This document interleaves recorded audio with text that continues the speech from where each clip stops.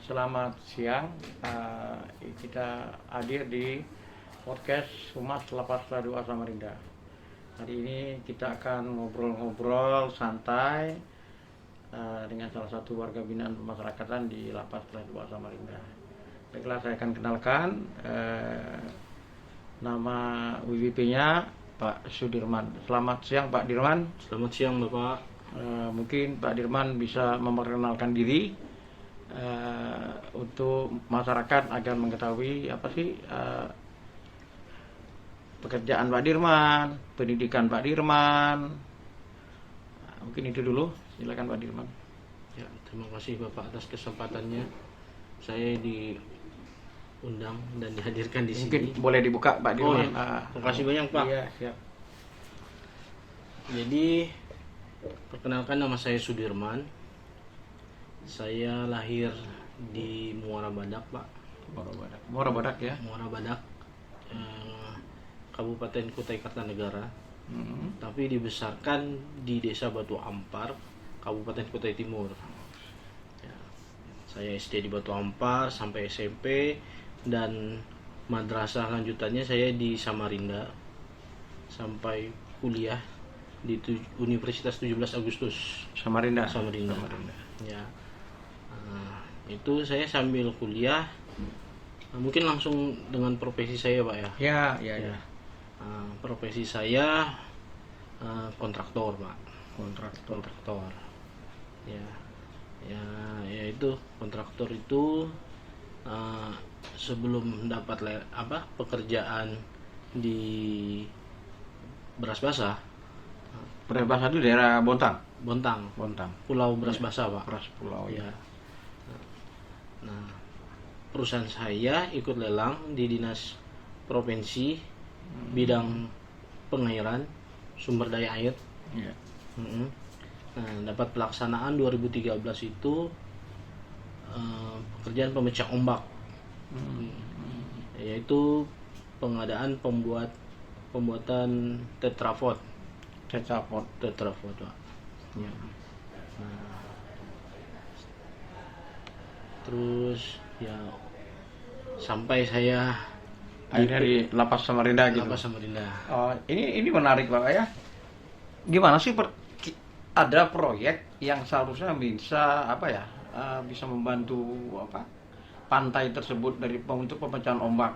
Kok bisa jadi ke lapas itu? Bisa jadi pidana, bisa jadi proses hukum. Apa sih yang jadi persoalannya itu? Ya. Terima kasih Pak. Jadi saya ceritakan kronologisnya. Gimana sih ceritanya sampai bisa masuk ke Lapas Samarinda? Ya. Jadi setelah saya mengikuti lelang dan ditunjuk sebagai pemenang, terus kami laksanakan pekerjaan ini Pak. Kami laksanakan pekerjaan ini sampai tahap 100%. Istilahnya Selesai lah selesai proyek itu. 100% Pak. Terus tahapan-tahapan itu kan kita ada tagihan tuh Pak. Tagihan pertama sampai tagihan 50 dan sampai seterusnya. Jadi setiap tagihan itu kita kan pasti diperiksa kan Pak. Diperiksa. Sampai penyerahan penyerahan pekerjaan ini juga diperiksa oleh tim PHO dan FHO. Setelah itu bahwa pekerjaan saya ini dianggap sudah sesuai kontrak, sesuai spek, akhirnya kami dibayarkan 100%. Nah, ini menarik nih. Ya. Jadi proyek itu sebenarnya kalau menurut daripada cerita dari Pak Dirman tadi, semua proyeknya berjalan lancar. Sesuai dari prosesnya, tahap pertama, tahap kedua, dengan sistem pemeriksaan, dengan pembayaran yang selesai sampai 100%. Kok bisa-bisa itu? Kok bisa-bisa jadi suatu perkara atau jadi pidana? Bagaimana tuh ceritanya Pak? Ya, ini sebenarnya pengalaman baru saya Pak. Nah, di sini Pak. Maksudnya baru dalam hal kontrak ini atau gimana? Dalam pemeriksaan. Oh, dalam pemeriksaan oleh kejaksaan Pak. Sampai akhirnya saya masuk di sini. Bukan, artinya selama ini kita untuk pertama kali ini melaksanakan proyek ini atau kita biasa udah melaksanakan sudah proyek? Biasa Pak, cuman maksudnya pertama kali saya diperiksa oleh kejaksaan, kok bisa pelaksanaan saya ini sudah 100%, kok dianggap ada kurang atau ada temuan gitu loh Pak. Selama ini saya ngelaksanain kegiatan berjalan aja tidak ada ininya. Nggak ada. Jadi ya ini Pak, kami dianggap dari pihak kejaksaan itu bahwa pelaksanaan kami ini masih ada kurang. Ada kurang artinya ada temuan di pelaksanaan kami. Tapi kan dalam proyek itu tadi kan Pak Dirman bilang kan udah ada tim pemeriksa ya. Nah, benar. Ada tim pemeriksa. Benar. Itu tim pemeriksa dari mana? Dari PU, Pak. Dari PU. Artinya kalau menurut standarnya itu menurut standar PU ya. Iya, benar. Itu udah sesuai. Iya. Nah, di mana celahnya? Kenapa pihak kejaksaan dapat info dari mana? Nah, ini yang kami tidak paham, Pak. Apakah ini suatu tindak pidana biasa atau tindak pidana ada yang mengadukan? Nah, ada yang merasa yang dirugikan. Nah, mungkin itu. Coba jelaskanlah. Jadi awalnya gini, Pak. Jadi awalnya sebelum kami masuk di persidangan dan akhirnya sampai masuk di sini, kami dapat surat pemanggilan. Pemanggilan pemeriksaan dari pihak Kejaksaan Tinggi, Pak. Nah, terus setelah saya hadir ke sana, bahwa penyampaian dari pihak kejaksaan itu ada laporan dari LSM. Oh, artinya dasarnya tuh laporan dari LSM, bukan temuan dari tim pemeriksa, bukan ya? Itu kelanjutannya, Pak. Enggak. Karena kan dari tim pemeriksa tadi kan nyatakan standarnya sesuai kan? Oh, dari iya, PUPR iya. tadi kan menyatakan sesuai kan? Benar. Artinya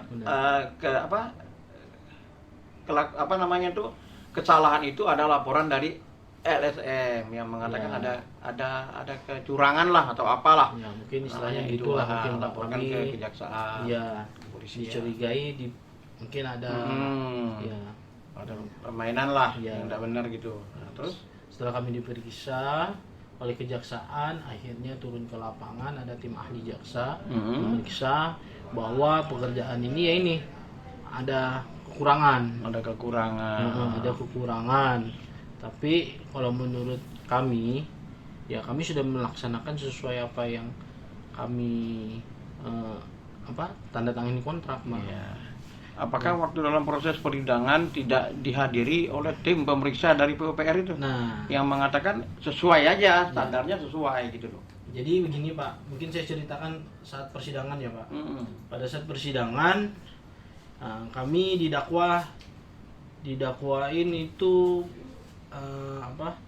nilai kerugiannya dari saya itu kurang lebih 3 miliar, Pak. Dengan nilai kontrak 6 miliar. Oh gitu. Artinya separoh ya? Iya. Separoh.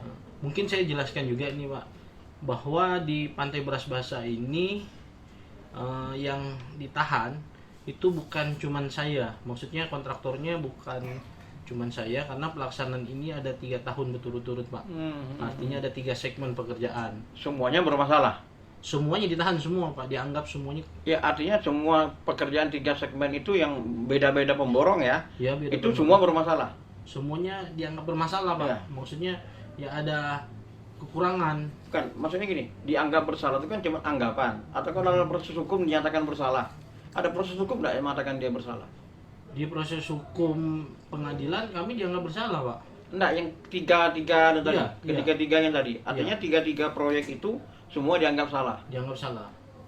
Okay. Nah, sementara saat persidangan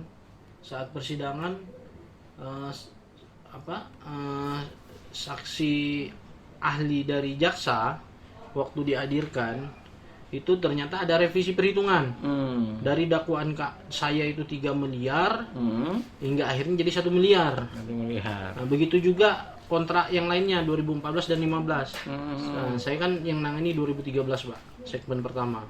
Semua ada perubahan. Ada perubahan dari semua. Kerugian negara tadi. Nah, terus setelah itu kami menanyakan kok bisa ada perubahan. Yeah.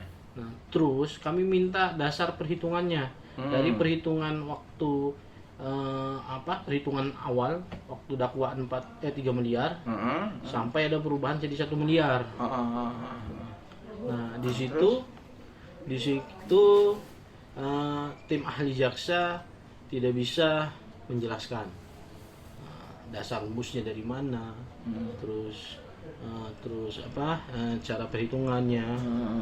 Nah, setelah itu dari hakim waktu itu Pak Dirman mengatakan keberatan terhadap hakim dalam proses sidang itu atas penghitungan itu. Jelas keberatan, Pak. Tapi ada ngajukan maksudnya? Iya, kami ada perhitungan sendiri yang sesuai dengan bukan maksud saya gini. Kan tadi yang diperkirakan 3M menjadi 1M. ya. Ya kan artinya kan ada pengurangan nih. Ya. Apakah Pak Dirman menanyakan tuh bagaimana sih proses penghitungan yang dilakukan pihak kejaksaan tadi sendiri, bukan dari pihak Pak Dirman, bukan maksudnya dari kejaksaan sendiri kok bisa berkurang tadi? Iya, itu yang kami pertanyakan Pak dari saksi ahli jaksa, karena hitungan saksi ahli jaksa ini adalah dasar untuk jadi dakwaannya jaksa dan tuntutan itu Pak. Nah setelah itu dari hakim untuk saksi ahli jaksa itu dipanggil untuk menghitung di depan para kami terdakwa. Kami di majelis itu. Kami disuruh perhatikan dan melihat hitungannya. Namun ya kalau menurut kami hitungannya itu masih belum sesuai.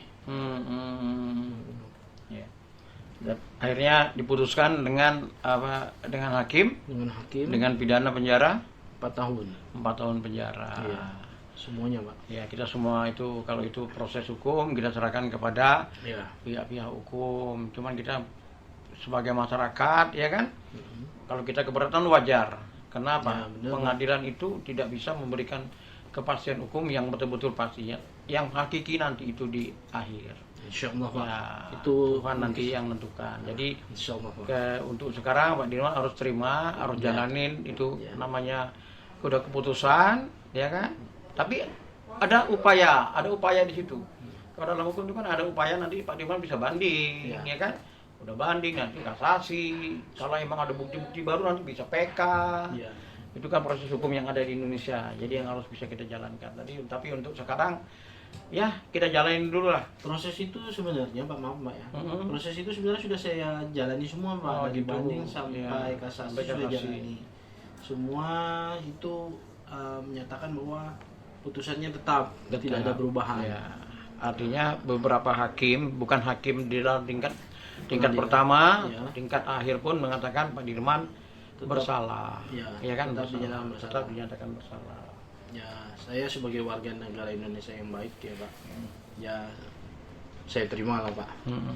Ya. Cuman kita kembali lagi, kira-kira menurut ini kita bicara tentang hati. Bukan kita keluar daripada hukum, kita bicara tentang hati. Menurut Pak Dirman melaksanakan pekerjaan itu ini dari hati kita ya. Kita ingat dengan Tuhan ya. Ini benar nggak kira-kira atau memang disengaja atau mungkin ini hilap atau bagaimana? Kalau pelaksanaan ini ya sebenarnya tidak ada yang kata hilap Pak. Semua pelaksanaan ini yang jelas insya Allah sudah kami laksanakan sesuai apa yang ditentukan di kontrak maupun di gambar kami sudah sesuaikan dan juga sudah diperiksa oleh tim PHO dan EPHO dari PU Pak. Artinya pelaksanaan kami ini sebenarnya sudah nggak ada masalah. Hanya yang dipermasalahkan ini dari pihak jaksa dan kami coba untuk mengajukan ke hakim untuk dihitung kembali. Hakim pun juga beralasan mungkin Pak ya. Kita nggak usah mundur lagi Pak Dirman. Kalau mundur lagi karena kan kita harus sudah 3 hakim tadi yang memutuskan kan. Kita nggak usah mundur lagi. Artinya ini sebenarnya kalau menurut kita pribadi kita nggak melakukan kesalahan. Tapi ada penilaian dari pihak pemerintah dalam hal ini dari penegakan hukum. Kita ada pertanyaan lagi nih Pak Dirman. Kira-kira sebagai warga binaan di Lapas Kelas 2 Samarinda, Anda nggak cerita-cerita yang lucu gitu loh, pengalaman-pengalaman di Lapas Samarinda ini, atau mungkin sebelum di lapas mungkin ada di tempat lain atau di kepolisian atau di kejaksaan atau di rutan, kira-kira ada yang lucu tentang kehidupan di pemasyarakatan ini?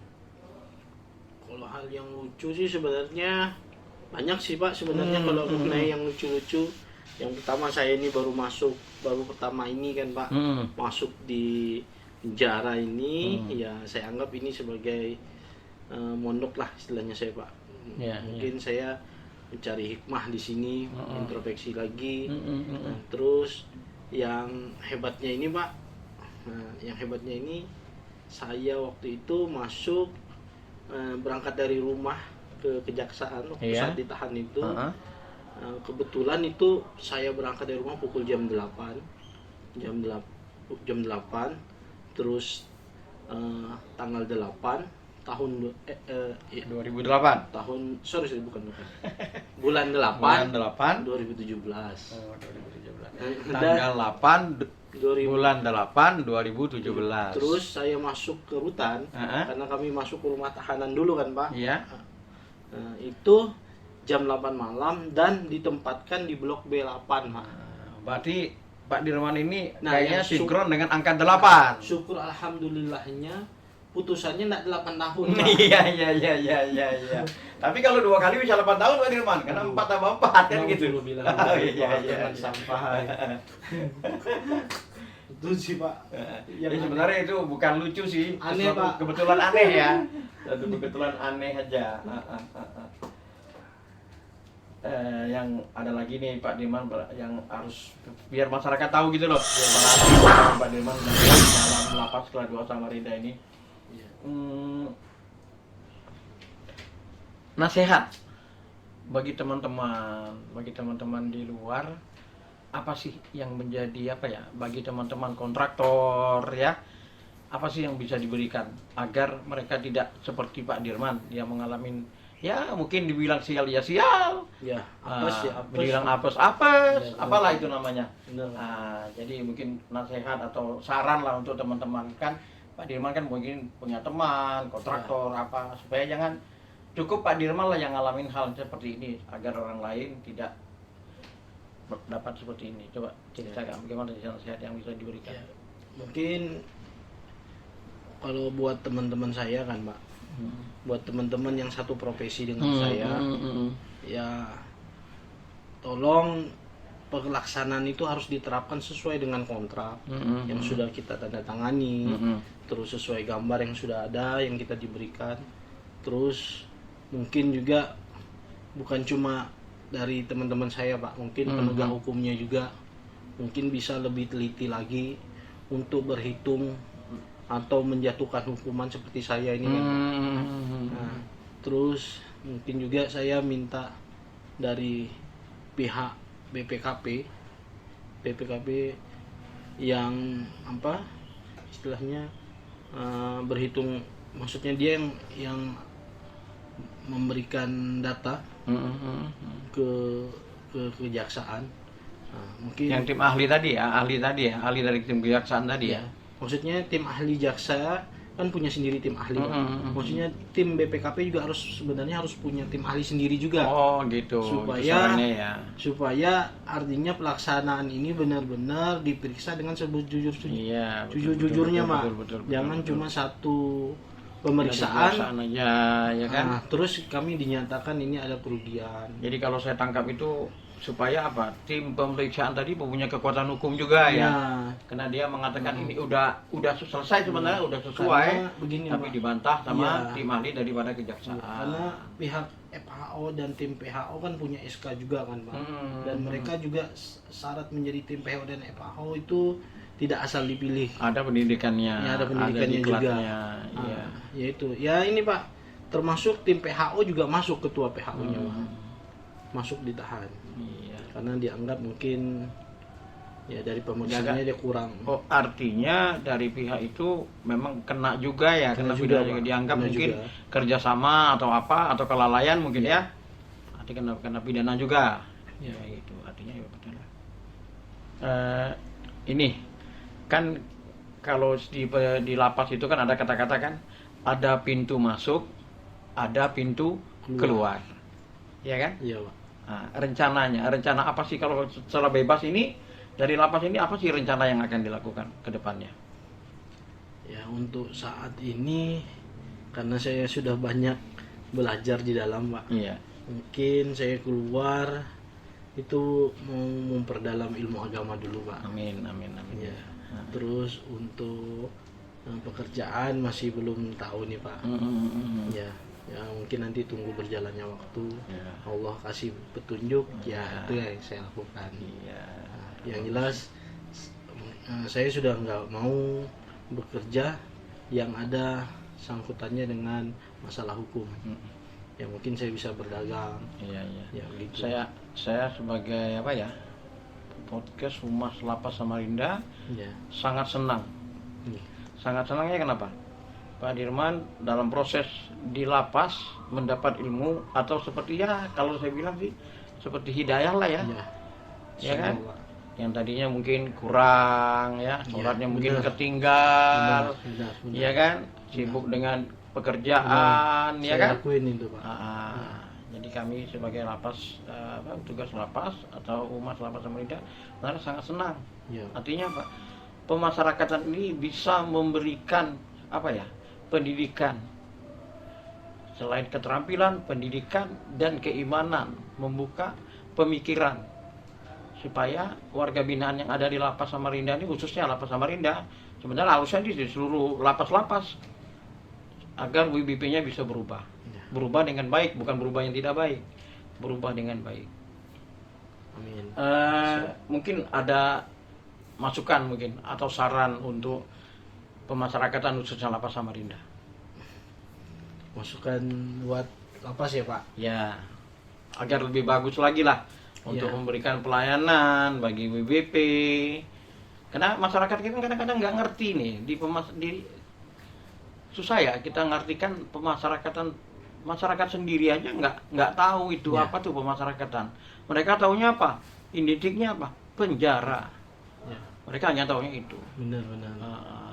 Dan juga mungkin ini dari luar juga penilaian orang dari penjara itu pasti orang nggak baik. Ya, itu tadi ya. Itu maksud. Nah, ini makanya dengan adanya podcast ini mungkin bagus, Pak. Ya. Bagus supaya orang di luar sana paham.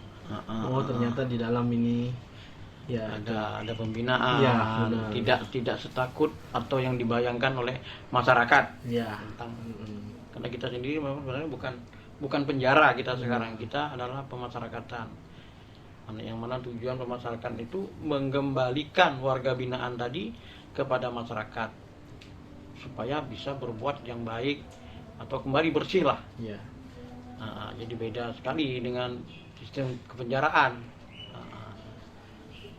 Terus mungkin saran tadi apa? Saran yang untuk di lapas ini? Kalau saran saya nih, Pak ya, selama saya jalani di rutan maupun di lapas nih, Pak, sebelum adanya COVID ini, pandemi, saat ini kan belum ada besukan kan, Pak? Iya. Nah, waktu saat masih besukan itu, ya kita alhamdulillah bersyukur sekali bisa ini ketemu dengan keluarga, dengan ini maksudnya kalau misalkan sudah selesai masa pandemi ini kan, Pak, sudah mulai besukan lagi, mungkin siapa tahu bisa dibantu warga binaan ini bisa diberikan ruang khusus gitu loh, Pak. Ruang khusus maksudnya? Ruang khusus buat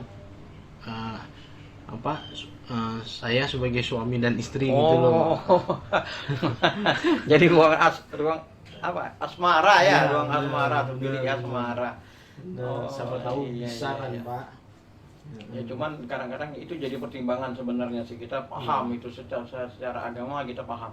Cuman yang jadi persoalan kan apa ya? Anggapan masyarakat yang pertama, yang kedua nanti orang merasa nyaman di lapas. Karena lapas ini kan sebenarnya programnya banyak. Nanti kita bicara tentang program daripada pemasyarakatan, ada segmen tersendiri nanti. Maksudnya gini loh, Pak, siapa tahu kan bisa dibantunya itu ya ini harus harus diseleksi istilahnya kan, Pak. Nah, ya saya paham maksudnya ini takut ada yang maksudnya kok merasa nyaman ini begini. Ya sebenarnya itu kan salah satu ibadah kan, Pak. Siapa tahu bisa dibantu warga binaannya kan sama-sama dapat pahala, Pak. Nah, terus ini, Pak, seleksinya kan bisa dipilih misalkan nih, Pak, warga binaannya ini sudah menjalankan sekian tahun, terus di dalam itu sudah tidak ada tidak ada pelanggaran yang dilakukan, registrasi perlakuan baik. Nah, ya mudah-mudahan kalau kita berharap amin, moga-moga dari kementerian khususnya Dirjen Pemasyarakatan bisa mengabulkan keinginan atau harapan daripada Pak Dirman. Amin. Kalau untuk pesan ke keluarga, misalnya orang tua, anak, ada istri Pak Dirman? Istri ada, Pak. Ada. Nah, istri ada pesan untuk anak, orang tua, istri, terutama istri ini biasanya nih kan? Iya, Pak. Sama istri. Nah, silakan. Mungkin untuk orang tua saya dulu ya, Pak. Untuk orang tua saya khususnya mama saya di rumah, tolong saya didoakan terus sampai sehat, bisa bebas dan temu kembali, dan jangan khawatir dengan saya. Insya Allah saya juga selalu mendoakan untuk orang di rumah. Ya. Dan untuk istri saya, ya saya tekankan terus untuk menjaga terus ibadahnya, terus menambah ilmu agamanya, dan selalu memperhatikan anak-anak saya. Ya mungkin buat keluarga saya di rumah dan istri saya, tunggu papa pulang. Iya, tunggu papa pulang. Oke, baiklah masyarakat dan teman-teman khususnya di podcast Humas Lapas Radio Samarinda. Kita telah berbincang-bincang tadi dengan Pak Dirman. Kita ngambil kesimpulan dalam pelaksanaan proyek kita harus lebih berhati-hati, betul-betul memperhitungkan buruk baiknya. Terus kita seperti Pak Dirman tadi bilang, sesuaikan dengan standar. Kalau memang ada fotonya, ada gambarnya, ya kan, kerjakan sesuai dengan ketentuan yang sudah ada. Saya rasa itu yang harus kita ambil kesimpulan. Saya akhiri dengan ucapan Assalamualaikum warahmatullahi wabarakatuh. Salam pemasyarakatan.